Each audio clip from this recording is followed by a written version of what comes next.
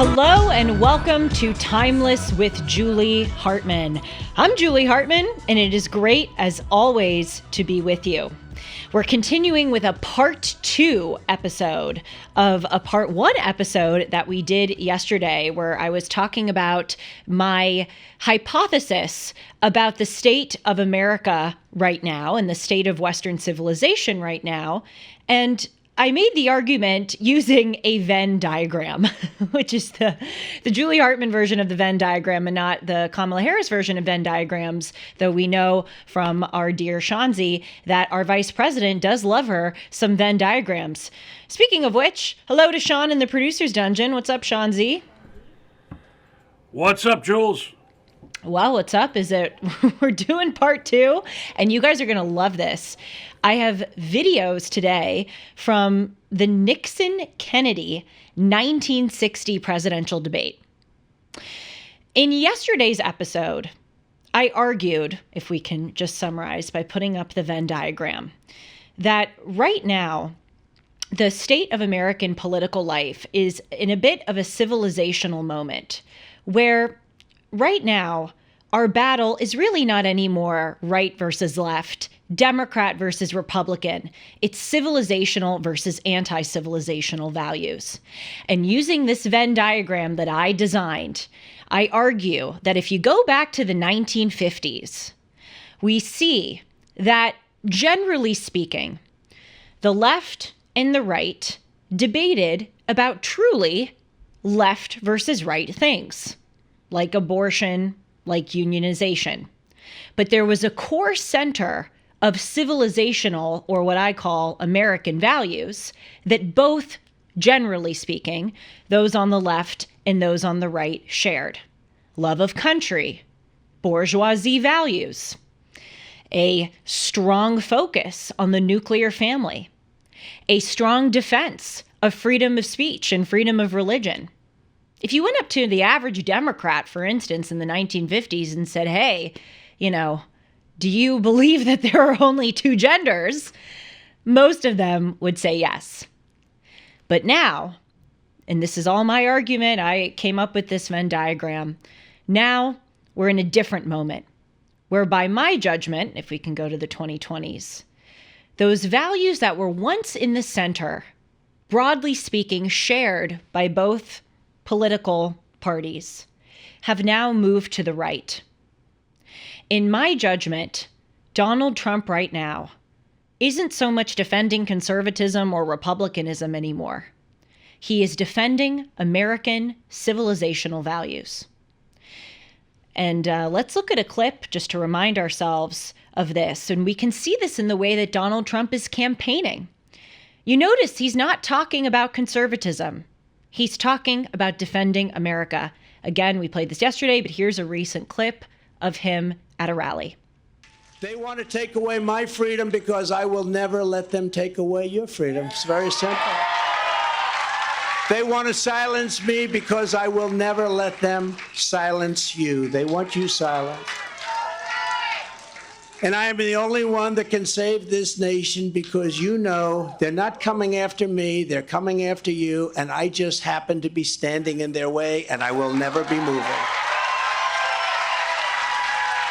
For all of the hesitations one may have about Donald Trump, and they're very valid, for all of the faults that the former president has, what he is saying there, by my judgment, could not be truer. We are in a civilizational versus anti-civilizational moment. And to prove just how much things have changed, I want to go back into the archives. Yours truly went into the video hoard of YouTube and found some of these clips.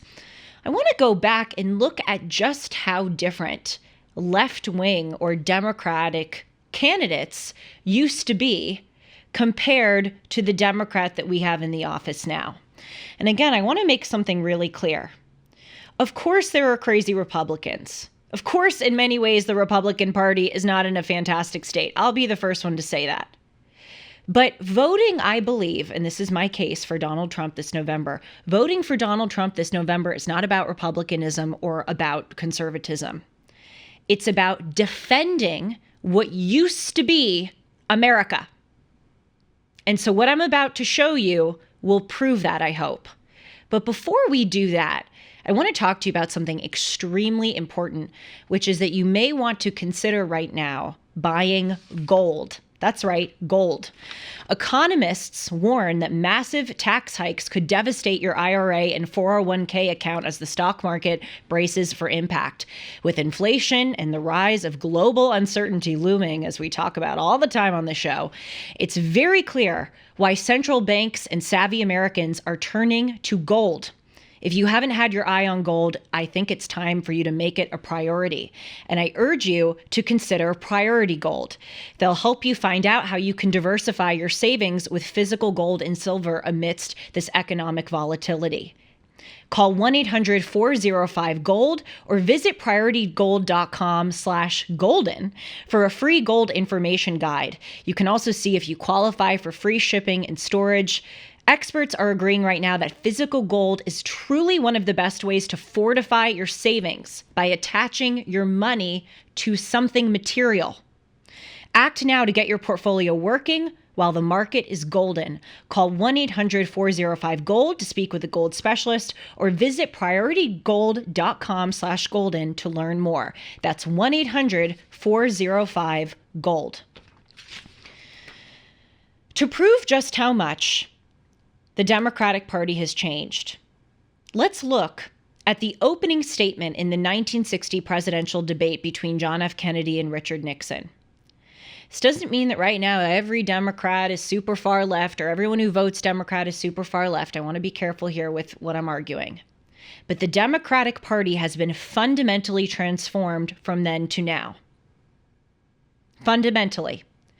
The Democratic Party of 2024 is no longer liberal, as you are about to see. What you're about to see is true liberalism. The Democratic Party in 2024 is no longer liberal. It is left. It's about a 4-minute clip. We're going to watch it in its entirety. I promise you it will be riveting. Here's President John F. Kennedy's opening statement amidst the moment in our country where we were about to really send troops to Vietnam. It's the middle of the Cold War. We had just finished, if you will, the Korean War a decade earlier. We're in the middle of the Cold War. We're trying to build our country. Here's what a Democrat 60 years ago was saying. The subject matter has been agreed will be restricted to internal or domestic American matters. And now for the first opening statement by Senator John F. Kennedy. Smith, Mr. Nixon. In the election of 1860, Abraham Lincoln said the question was whether this nation could exist half slave or half free. In the election of 1960, and with the world around us, the question is whether the world will exist half slave or half free, whether it will move in the direction of freedom, in the direction of the road that we are taking, or whether it will move in the direction of slavery. I think it will depend in great measure upon what we do here in the United States, on the kind of society that we build, on the kind of strength that we maintain.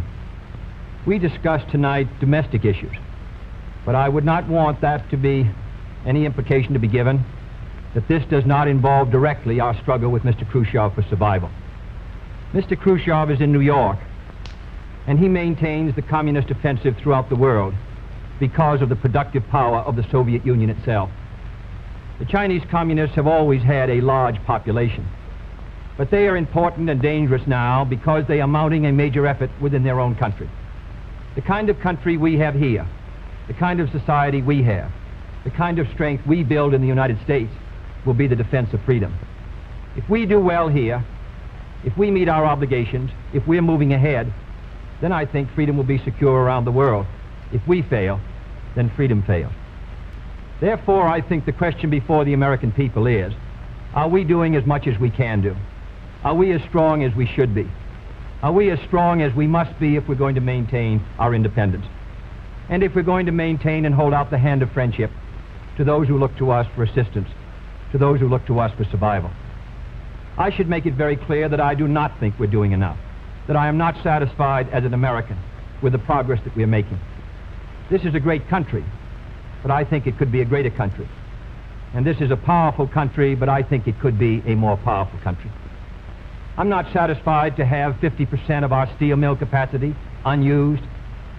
I'm not satisfied when the United States had last year the lowest rate of economic growth of any major industrialized society in the world, because economic growth means strength and vitality.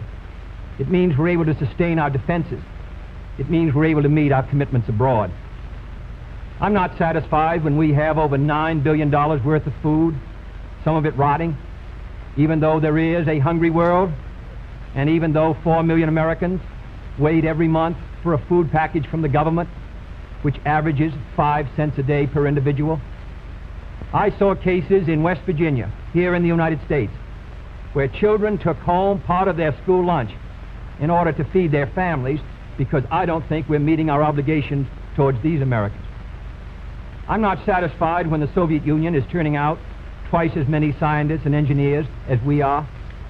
I'm not satisfied when many of our teachers are inadequately paid, or when our children go to school part-time shifts. I think we should have an educational system second to none. I'm not satisfied when I see men like Jimmy Hoffa in charge of the largest union in the United States, still free. I'm not satisfied when we are failing to develop the natural resources of the United States to the fullest.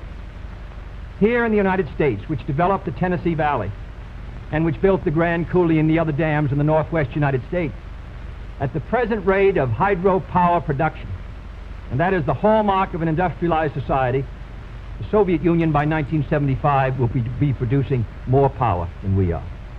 These are all the things, I think, in this country that can make our society strong or can mean that it stands still. Told you it'd be riveting. There are two important things in that I want to address to again show just how much the Democratic Party from then until now has been transformed. The first is what President Kennedy said with regard to domestic matters in the United States. And the second is with regard to what he says about foreign matters. Before we continue, I want to tell you about two things that you should consider. The first is buying gold. Economists warn that massive tax hikes could devastate your IRA and 401k account as the stock market braces for impact. With inflation and the rise of global uncertainty looming, it's clear why central banks and savvy Americans are turning to gold. If you haven't had your eye on gold, maybe it's time to make it a priority. I'm Julie Hartman, and I urge you to consider Priority Gold. Call them to find out how they can help you diversify your savings with physical gold and silver. Call 1-800-405-GOLD or visit prioritygold.com/golden for a free gold information guide. Plus, see if you qualify for free shipping and storage. Experts agree that physical gold is one of the best ways to fortify your savings by tying your money to something tangible, no matter the economic climate. Act now to get your portfolio working for you while the market is golden. Call 1-800-405-GOLD to speak with a gold specialist or visit prioritygold.com/golden to learn more. That's 1-800-405-GOLD. Another thing you should consider is investing in products that will make your life better. A better pillow to sleep on, better slippers to walk on, better towels to dry off on. You should consider MyPillow products. Right now, MyPillow is having a massive sale on almost all of their products. They're calling it the $25 extravaganza, and it's just what it sounds like. You can get 2-pack multi-use MyPillows for just $25. MyPillow sandals, just $25. 6-pack towel sets, just $25. Brand new 4-pack dish towels for, you guessed it, just $25. And for the first time ever, the premium MyPillows with all new Giza fabric, just $25. Orders over $75 will receive free shipping, and this offer won't last long, so go to MyPillow.com and use the promo code Hartman or call 1-800-566-6745 today and use the promo code Hartman. So yes, we were discussing what President Kennedy was saying. And there are two important points here, the domestic and the foreign.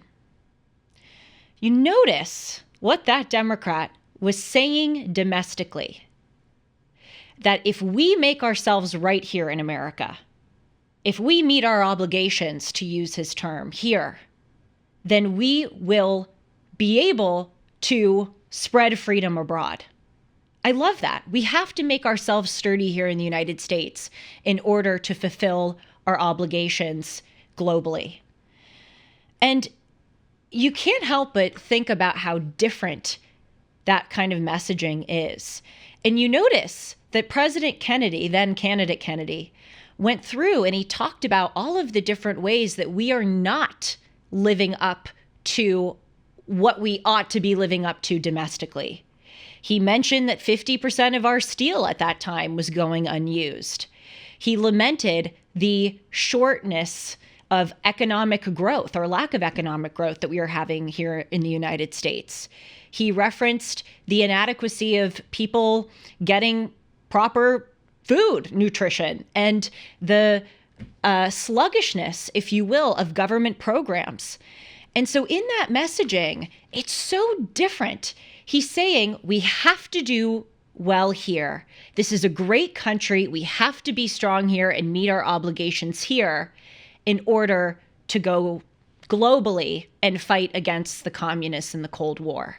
But it's all about making America strong. The left now and the Democratic Party now, and again, at the risk of adding in too many sidebars, I don't want to refer to every single person as a monolith, but I am speaking in generalizations, so allow me to. The left and the Democratic Party now is not so much concerned anymore with building our country as it is, it seems, with crippling our country. And maybe people here, maybe some of them are doing it out of good intentions. I'm not so sure. But the effect is that the efforts that they are undertaking are not building our country, they are crippling our country. I'd like to provide some examples. We know over the past 4 years that the ethos of what it means to be an American has been transformed. Those bourgeoisie values that I put in the center of the Venn diagram are now really being defended by the right and not so much by the left. An example of this, and some may go, this isn't the Democratic Party, this isn't Joe Biden, but this is the left. An example of this is the Smithsonian pamphlet, if you will, of white values. This shows you the power of the left. Let's put up that picture. That's right here. This shows you the power of the left in the United States. The Smithsonian Institute, it allegedly was one of the most prestigious independent institutes in the United States.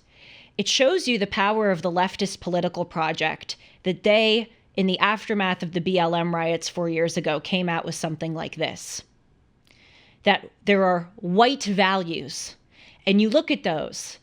The individual is the primary unit, self-reliance, independence and autonomy, the nuclear family. Those things, rugged individualism, elements of the family structure, are, according to the Smithsonian Institute, quote, white dominant culture. You see there at the top left. Now again, what was President Kennedy saying? We make ourselves strong. We do better. We meet our obligations here. This is like committing seppuku. This is self-sabotage. This is American self-suicide to convince the population that no, they're not in charge of their own destiny. But when they are behaving in ways that makes them in charge of their own destiny, they're practicing white dominant culture. Shows you how much the left has changed. And to give some examples of actual Democratic Party-backed things that have transformed the United States. How about an example that we talk about a lot? The Oregon Department of Education came out with a memo in 2021 saying that finding one right answer in math, objectivity, is white supremacy. That's insane. Do you think President Kennedy would have endorsed something like that? How about all of the school districts, including Illinois School District number 65, that I've exposed on this show with their radical race and gender theories that they're teaching to kids as young as preschool? That they may not be their gender and that America is a systemically racist country. You think President Kennedy, one of the towering Democrat of the 20th century, would have endorsed something like that? Speaking of math, there was a National Council of Supervisors of Mathematics conference in 2021, which came together. It has 30,000 members across the country. It's one of the largest math conferences in the country that's attended by 30,000, mostly public school teachers in America.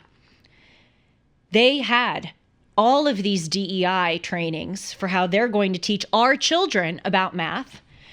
And one of them was, let's talk about bias in the mathematics classroom. The other symposiums being held there were about undoing racism in mathematics. Would President Kennedy have endorsed something like that?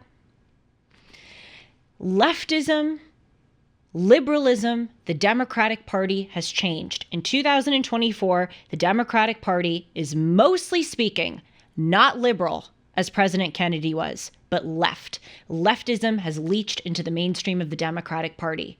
And that is why I believe that a vote for Donald Trump this November is not so much a vote of your, conservatism, but it's a vote to save and restore what we all once agreed were American values. That's the first part. President Kennedy was talking about domestic matters. And then in that speech, or in that opening statement of the debate, he was talking about foreign matters. And it's amazing to see his rhetoric when he was talking about the Soviet Union. He was very honest. He said, I don't like that the Soviet Union, to use his words, are producing twice as many scientists and engineers as we in the United States are. His whole messaging was, we've got to improve, we've got to make ourselves strong in order to combat those individuals and their regimes that he mentioned, Khrushchev in the Soviet Union and the Chinese Communist Party, which he called important and dangerous. But what messaging? He's acknowledging the threat that those foreign entities pose to the United States. And he's saying we got to make ourselves good in order to best defeat them. How very different the Democratic Party's messaging is now. We're in a different kind of Cold War now. I've done many a commentary on this show about the Cold War that we're in now with Communist China. Right now, Communist China is undertaking a massive and staggeringly successful subversion and infiltration campaign here in the United States by, among other things, buying farmland next to our military bases, by making and manufacturing the fentanyl, which they sell to Latin American drug cartels who are funneling it across our open border. They are confusing and deadening the minds of Americans through apps like TikTok, not to mention spying on them by seizing their data. By a lot of evidence, as revealed in the Hunter Biden laptop, they seem to have compromised our president. We're in a different kind of Cold War now. And our leaders, instead of our Democratic Party leaders, instead of standing up to the threat that China poses to us, instead of saying, I am not satisfied that they are doing this. I am not satisfied that they are behind the fentanyl crisis. I am not satisfied that they are buying farmland to spy on our military bases. I am not satisfied that they're sending a spy balloon. Instead of saying that as an old school Democrat, John F. Kennedy would have, let's look at what they're saying now. And by the way, just to prove the threat that Communist China poses, this is a recent picture from the FBI website. We see that the FBI is saying that the Chinese government poses broad and unrelenting threat to U.S. critical infrastructure. In February of this year, I reported that our FBI director, Christopher Wray, warned that China's efforts to plant malware in our infrastructure is occurring, quote, at a scale greater than we'd seen before. So this is a massive threat. But the Democrat in charge of our country right now, Joe Biden, is sending a very different message from the one that President Kennedy was sending about our adversaries.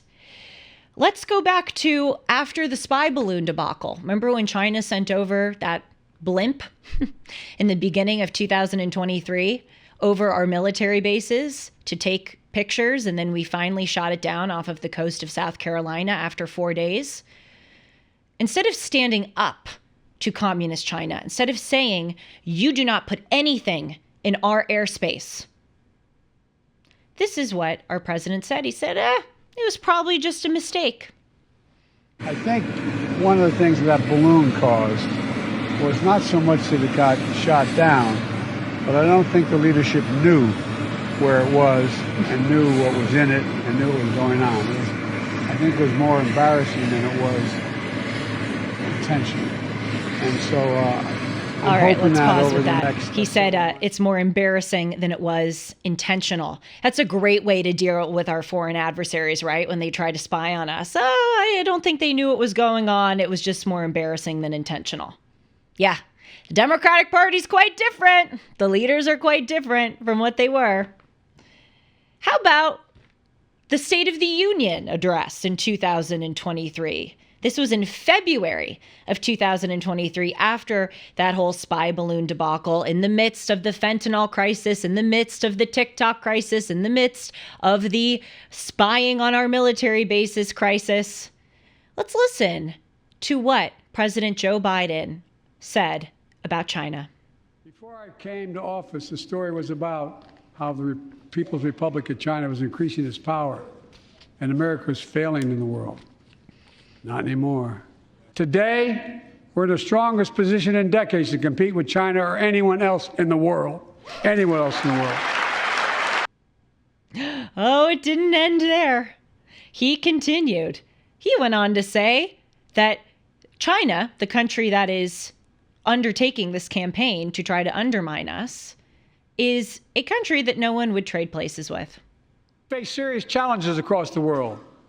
But in the past 2 years, democracies have become stronger, not weaker.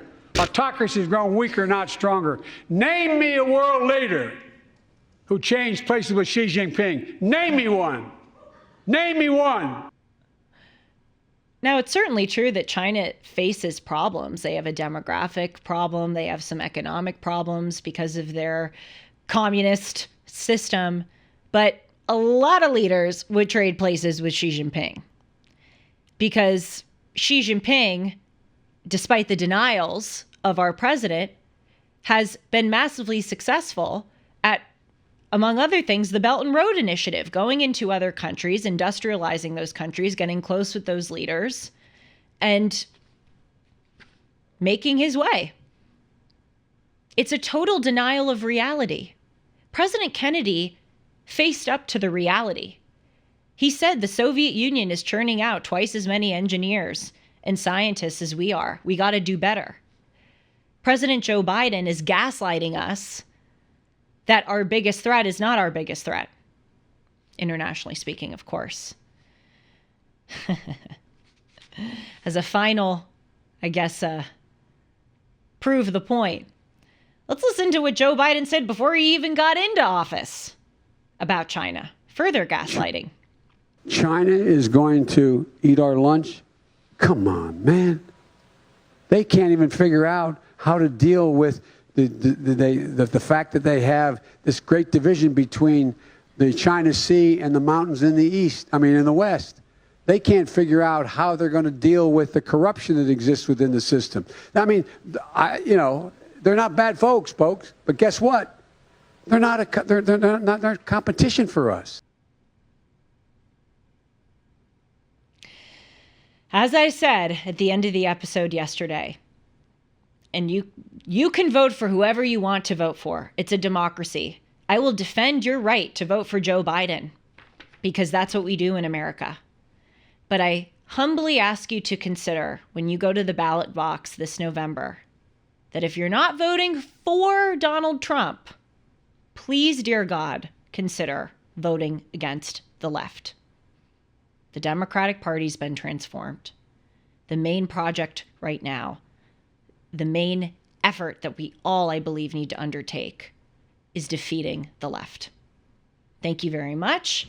Hope you enjoy that. Sean, you enjoy that? Riveting, depressing, inspiring, all of the above. Yeah, I think somewhere in Scranton, Pennsylvania, there's a used car lot without a salesman.